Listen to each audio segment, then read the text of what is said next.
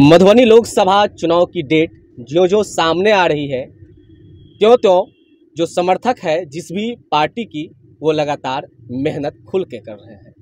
हमारे साथ अभी बातचीत करने के लिए मौजूद है एक युवा जिनका नाम है एम गाजी। ये मधुबनी लोकसभा में लगातार कैंपेन कर रहे हैं। हम इनसे बात करेंगे और जानेंगे कि ये जो कैंपेन कर रहे हैं किस प्रत्याशी के लिए, किसके समर्थक के लिए, और आखिरकार इनको लोगों के बीच जाने के बाद किस तरह का माहौल दिखने को मिला। जी, सबसे पहले आपका स्वागत है द लाइव बिहार में।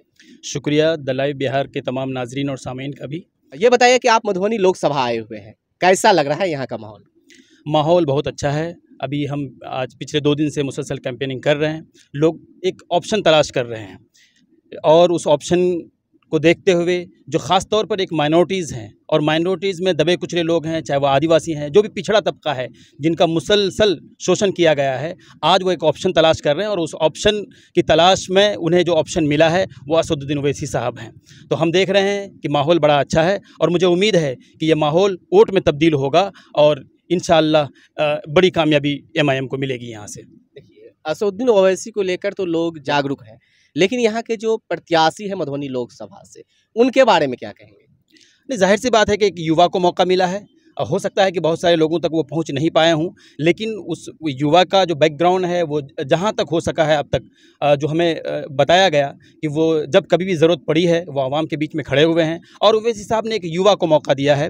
और मैं ये समझता हूँ कि हो सकता है कुछ कमियाँ हो सकती है, बहुत लोगों तक पहुँच नहीं पाए हों इस कम वक्त में, लेकिन ओवैसी साहब ने जिस एतमाद के साथ उन्हें मौका दिया है, तो युवा हैं तो आगे चलकर बड़े अच्छे, अगर मौका मिलता है तो अच्छा काम कर सकते हैं, मुझे ये उम्मीद है। अच्छा, प्रत्याशी का नाम क्या है ये बताइए? वकार सिद्दीकी नाम है उनका। अच्छा जी, वकार सिद्दीकी के बारे में ये बताइए, क्या ये पहली बार लोकसभा चुनाव लड़ रहे हैं या इससे पहले भी किसी भी तरह का चुनाव लड़े थे? ये शायद पहली मर्तबा लोकसभा चुनाव लड़ रहे हैं। अच्छा, जी, तो क्या उम्मीद किया जाए मधुबनी लोकसभा जनता से? नहीं, लोगों से ये अपील है कि जो मुल्क के हालात हैं, मुसलमानों के वोट का जो ये जो सेकुलर पार्टियां हैं वो ये समझती हैं कि मुसलमानों के पास कोई ऑप्शन नहीं है, मुसलमान सिर्फ भाजपा के डर से हमें वोट करेगी। तो इस ज़हनियत से मुसलमानों को बाहर निकलना चाहिए और बाहर निकल कर के जो एक ऑप्शन है, जो पार्लियामेंट से लेकर के सड़क से लेकर सदन तक जो एक आवाज़ बुलंद कर रहे हैं असदुद्दीन ओवैसी साहब, उनके बाजुओं को मजबूत करना हम सबकी जिम्मेदारी है और हम ये समझते हैं कि मुल्क के हक़ में होगा। अच्छा, ये बताइए कि मधुबनी लोकसभा में जब आपने घूमा तो क्या लगा? जिस एक तरफ लोगों का कहना है कि असदुद्दीन ओवैसी की जो पार्टी है वो कहीं न कहीं भाजपा के बी टीम है, आप किस नज़र से देखते हैं? अच्छा, ये देखिए, ये असल में एक्चुअली एक प्रोपेगेंडा है। प्रोपेगेंडा, ये जो सेकुलर पार्टियां हैं उसी का पैदा किया हुआ एक प्रोपेगेंडा है और उसके हम सब शिकार हो रहे हैं। देखिए, हिंदुस्तान में सैकड़ों पार्टियां हैं, सभी पार्टियां इलेक्शन लड़ रही हैं, सिर्फ ओवैसी साहब ही को भाजपा का बी टीम क्यों कहा जा रहा है? इतनी सारी पार्टियां हैं, सहनी जो मुकेश सहनी है और दीगर पार्टियां हैं जिनका कोई वजूद तक नहीं है, वो भाजपा की बी टीम नहीं है और ओवैसी साहब को बी टीम कहा जा रहा है। एक साजिश है, इसको हमें समझने की ज़रूरत है, क्योंकि सेकुलर पार्टियां ये समझ रही हैं कि इनके पास जो वोट बैंक है आज वो सिर्फ मुसलमानों का है, मुसलमानों के अलावा इनके पास कोई वोट नहीं है। यादव आज लालू यादव को वोट नहीं कर रहे हैं, भाजपा को वोट कर रहे हैं। तो इसीलिए ये तेजस्वी और जितनी भी सेकुलर पार्टियां हैं ये सब डरे और सहमे हुए हैं। ओवैसी साहब की ताकत को देखते हुए वो जान रहे हैं कि कल अगर असदुद्दीन ओवैसी मजबूत हो गए तो हमारा जो मुसलमानों का वोट है ये खिसक जाएगा, इसलिए किसी भी तरह ओवैसी साहब को मजबूत देखना नहीं चाहते हैं। अच्छा, ये एक प्रश्न आपसे, आपकी जो पार्टी आई हुई है खासकर AIMIM, ये भाजपा को जिताने के लिए या फिर RJD को जिताने के लिए मधुबनी लोकसभा से?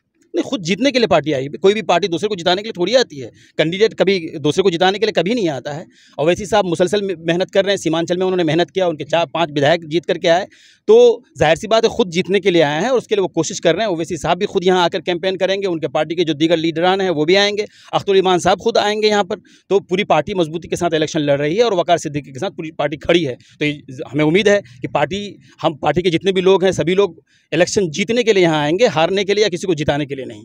तो लगता है कि बैरिस्टर असदुद्दीन ओवैसी मधुबनी लोकसभा आएंगे और वकार सिद्दीकी के लिए वोट के लिए जनता से मांग करेंगे? बिल्कुल करेंगे, क्यों नहीं करेंगे, और पूरी मजबूती के साथ लड़ भी रहे हैं। अभी जब से नॉमिनेशन के बाद पूरी पार्टी के सभी लोग, जितने भी कार्यकर्ता हैं, लीडरान हैं, वो मुसलसल कैंपेनिंग कर रहे हैं। ओवैसी साहब भी आएंगे, अख्तर ईमान साहब मुसलसल कई दिन यहाँ आकर के काम करेंगे, पहले भी वो आके गए हैं।